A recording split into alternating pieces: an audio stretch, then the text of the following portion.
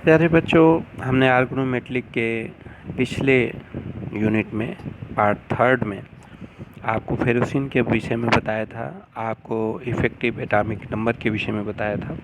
अब आर्गोनोमेट्रिक के अगले पार्ट पे पार्ट फोर में हम बेसिकली मेटल कार्बोनिल की बात करेंगे कि मेटल कार्बोनिल क्या है, इसकी प्रॉपर्टीज़ क्या हैं।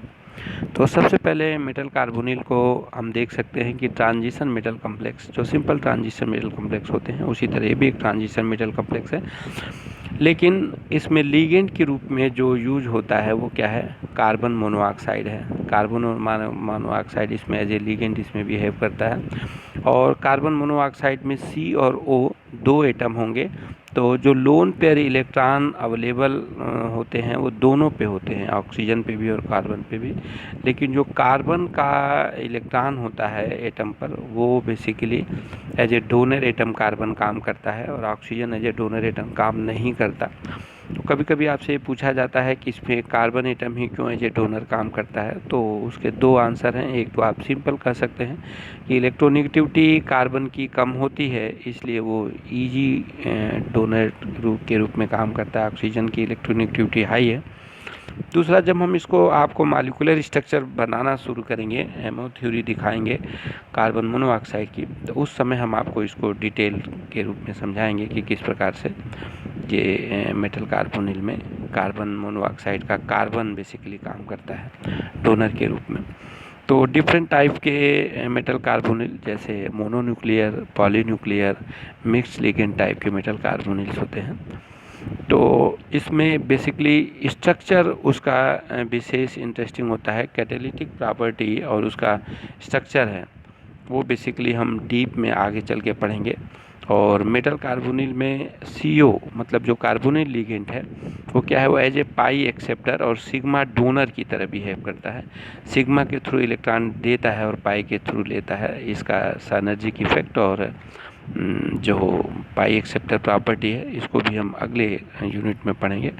तो सबसे पहले इसको जानना ज़रूरी है कि किस प्रकार से मेटल में जो कार्बन मोनोऑक्साइड है वो स्टेबल कॉम्प्लेक्स बना लेता है zero formal oxidation state of metal में भी।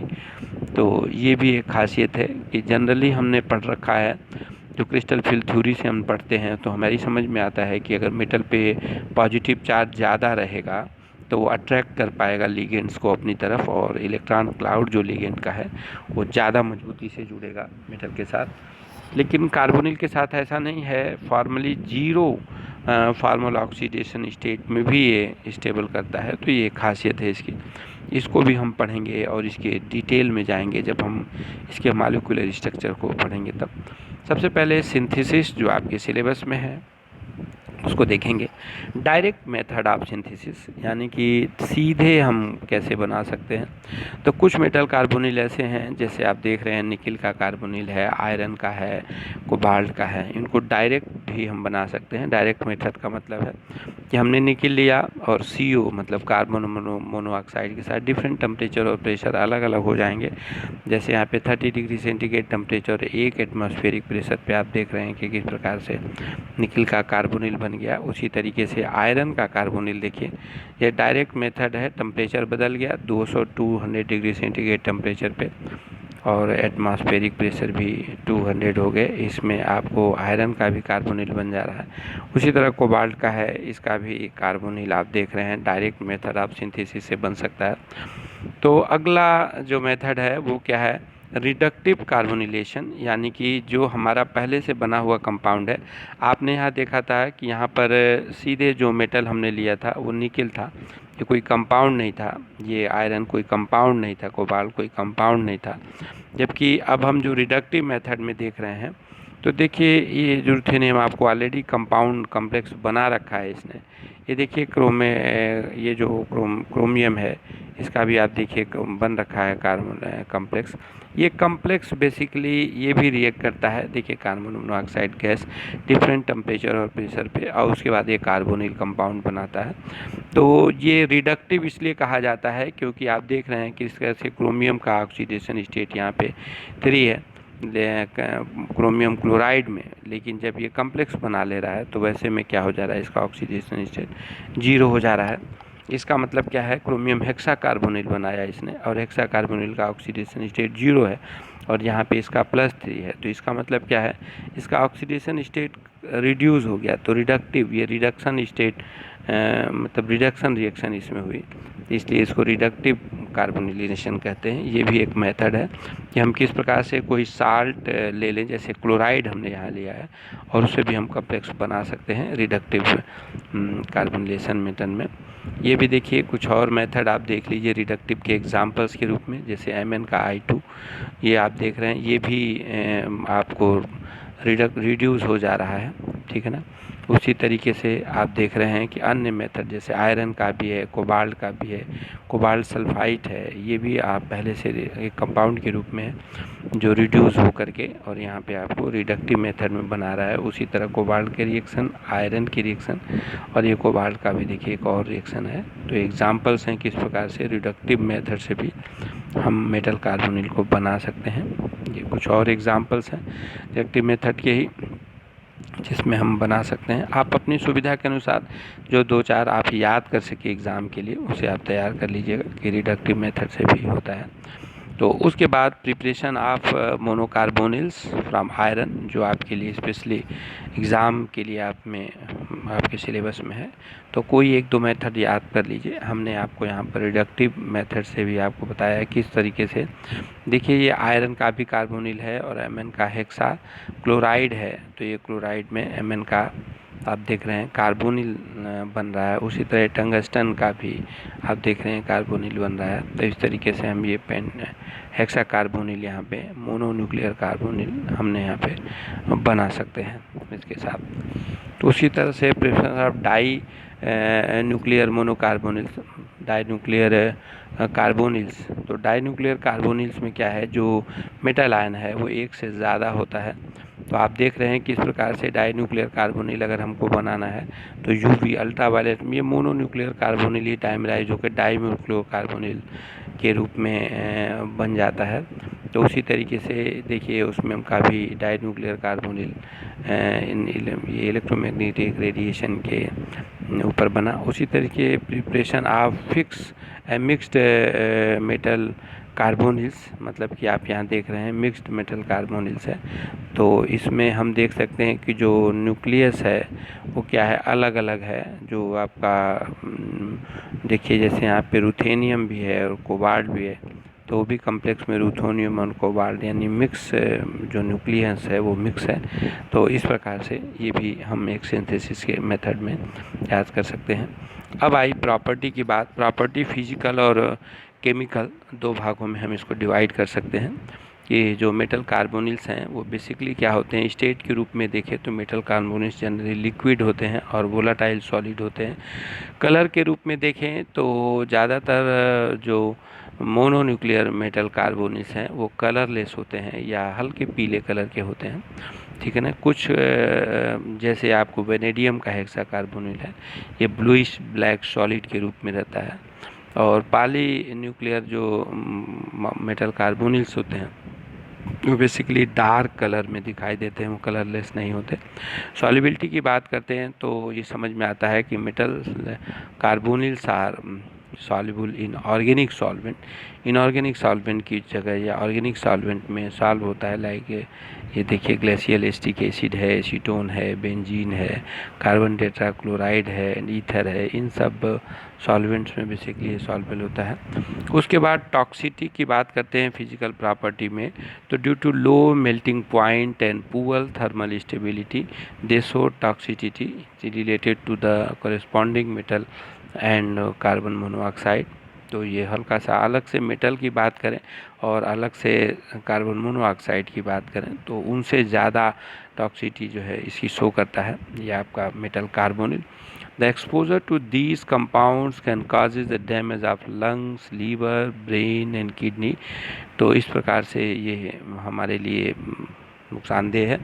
तो निकल tetra carbonyl exhibits the strongest inhibitor toxicity, ये सबसे ज़्यादा नुकसानदेह होता है टॉक्सिसिटी केस के लिए। These compounds are carcinogenic and over long terms of exposure, यानी ज़्यादा समय तक इनके साथ मेटल कार्बोनिल के साथ रहना ठीक नहीं है। उसी तरह से मैग्नेटिक प्रॉपर्टी की बात करें तो all the metal carbonyls other than vanadium hexa carbonyls are diamagnetic, ठीक है ना, क्योंकि इनके जो इलेक्ट्रॉन होते हैं वो पेयर्ड हो जाते हैं। The metals with the even atomic number have mononuclear carbonyls, thus all the electrons in the metals atoms are paired. In case of dinuclear metal carbon is formed by the metal and odd atomic numbers, and the unpaired electron are utilized for the formation of metal metal bond, यानी कि जो उनके बीच में जो unpaired electron होता है, जो one odd electron होता है, वो मेटल मेटल बॉन्ड बनाते समय भी पेयर्ड हो जाता है, इसलिए वो फिर डायमैग्नेटिक बिहेवियर की तरह शो करने लगते हैं, वो अपनी प्रॉपर्टी देने लगते हैं। थर्मल स्टेबिलिटी की बात करें तो most of the metal carbonyls are melt और डिकम्पोज एट लो टेम्परेचर, यानी थर्मल स्टेबिलिटी इनकी बहुत नहीं होती। वैसे भी आपने देखा कि ये लो ऑक्सीडेशन स्टेट पे बनाने वाले कंपाउंड्स हैं, ठीक है। The solid metal carbonyls sublime in vacuum but they undergo some degree of degradation, ये थोड़ा सा टूट जाता है, यानी बहुत ज़्यादा स्टेबल नहीं होता। तो थर्मोडायनेमिक स्टेबिलिटी की बात करें तो metal carbonyls are thermodynamically unstable, हम इनको कह सकते हैं, स्टेबल नहीं कहेंगे। दे अंडरगोज एरियल ऑक्सीडेशन, ये हवा में रखने पर ऑक्सीडाइज हो जाते हैं इन डिफरेंट रेट्स, अलग अलग रेट्स के रूप में। आप देख रहे हैं कि रूम टेम्परेचर पर भी कुछ ऑक्सीडाइज हो जाते हैं। इस प्रकार से थर्मल स्टेबिलिटी इनकी बहुत ज़्यादा नहीं होती।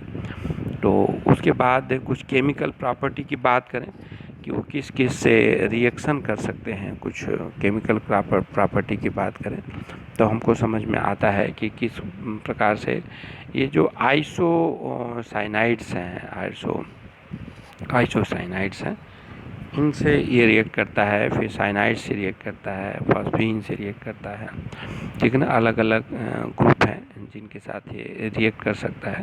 तो ये देखिए आइसोसाइनाइड से रिएक्ट करके ये अपना कार्बोनिल इसमें से निकल गया, 2 कार्बोनिल, उसी प्रकार से रिप्लेस कर दिया इसने यहाँ भी कार्बोनिल को। उसी प्रकार से आइसोसाइनाइड आप देख रहे हैं यहाँ भी 2 कार्बोनिल निकल गए। उसी प्रकार से आयरन का भी रिएक्शन होता है, यानी इन से रिएक्शन कर सकते हैं। उसी तरीके से फिर मेटेलिक सोडियम से रिएक्शन आप देखिए, क्रोमियम का मेटेलिक सोडियम से रिएक्शन है, ये CO इसमें से रिमूव हो जाता है। उसी प्रकार से आप एक और मेटेलिक सोडियम का रिएक्शन आप देख सकते हैं, इसमें भी CO इसमें से रिमूव हो जाता है, यानी मेटल कार्बोनिल मेटेलिक सोडियम से। हालांकि बहुत रिएक्शन इनके नहीं है, क्योंकि ये बाद में फिर कैटलिस्ट के रूप में इनकी स्पेशल हम स्टडी करेंगे। फिर केमिकल प्रॉपर्टी रिएक्शन भी सोडियम हाइड्रोक्साइड, अगर सोडियम हाइड्रोक्साइड से हम बात करें तो आप देखिए किस प्रकार से सोडियम हाइड्रोक्साइड से आयरन का पेंटाकार्बोनिल रिएक्ट करता है। तो उसी तरीके से सोडियम हाइड्रोक्साइड से फिर देखिए अगेन रिएक्ट कर जाता है, अगेन रिएक्ट कर जाता है, और इस प्रकार से लास्ट में आप ये देख रहे हैं कि इस प्रकार से ये सोडियम जो मेटल है वो प्लस के रूप में इसमें से निकल रहा है, यानी कि ये रिएक्शन कर सकता है आपका जो मेटेलिक सोडियम है उनके साथ भी रिएक्शन करता है। उसके बाद से रिएक्शंस विथ हेलोजन, आप देख रहे हैं कि हेलोजन किस तरीके से एक्सपर क्लोरीन, फ्लोरीन, ब्रोमीन, आयोडीन, इस तरह के जो हेलोजन्स हैं वो रिएक्ट कर रहे हैं, ये कार्बोनिल को इसमें से रिमूव कर दे रहे हैं। इसी तरह देखिए क्लोराइड एग्जाम्पल के रूप में ले रखा है, ये भी कार्बोनिल को इसमें से रिमूव कर दे रहे हैं। उसी तरह से अदर एग्जाम्पल भी इसमें हमने ले रखे हैं कि किस प्रकार से हेलाइट्स डायरेक्टली रिएक्ट करते हैं और उसमें से कार्बोनिल को रिमूव करते हैं। देखिए निकिल टेट्रा कार्बोनिल है, ये भी ब्रोमाइड से रिएक्शन कर रहा है, तो निकिल का ब्रोमाइड बना दे रहा है और 4 कार्बोनिल इसमें फ्री कर दे रहा है। बेसिकली चूँकि ये लेबाइल टाइप के कॉम्प्लेक्स हैं, लेबाइल मतलब ईजिली टू रिएक्ट है, कि थर्मल स्टेबिलिटी कम है, इसलिए ये कार्बोनिल जो है बेसिकली रिएक्ट कर जाते हैं। उसी तरीके से रिएक्शन विद हाइड्रोजन, और एग्जांपल आप ले सकते हैं किस प्रकार से मेटल कार्बोनिल हाइड्रोजन से रिएक्ट करता है, और हाइड्रोजन से रिएक्ट करके और उसके बाद उसमें जो कार्बोनिल हाइड्राइड्स बना देता है। कार्बोनिल हाइड्राइड्स यानी कि जो कार्बोनिल जो आपका ये हाइड्राइड्स के रूप में इससे जुड़ जाता है, तब देख लीजिए किस प्रकार से ये कार्बोनिल हाइड्राइड्स बना रहा है। उसी तरीके से अगेन देखिए, even though these compounds are name hydrides, they are known to behave as a proton donor, क्योंकि इनको कहा तो जाता है हाइड्राइड, लेकिन प्रोटॉन डोनर की तरह बिहेव करते हैं। देख लीजिए किस प्रकार से प्रोटॉन इसमें से रिमूव करने पर दे रहे हैं। उसी तरीके से रिएक्शन विद आप नाइट्रिक ऑक्साइड से भी उसके कुछ रिएक्शन है। 95 डिग्री सेंटीग्रेड पे आप देख रहे हैं नाइट्रिक ऑक्साइड से रिएक्शन कर रहा है, वही कार्बोनिल इसमें से रिमूव हो रहा है। क्योंकि मेटल कार्बोनिल बहुत स्टेबल कॉम्प्लेक्स नहीं है, इसलिए जो भी लिगेंड स्ट्रॉन्ग होता है उसमें से कार्बोनिल को रिमूव करने में सक्षम होता है। तो देखिए इसने भी कार्बोनिल को रिमूव किया इसमें से, यानी मेटल के साथ भी कार्बोनिल के रिएक्शन होते हैं। अब इसके बाद मेटालिक पार्ट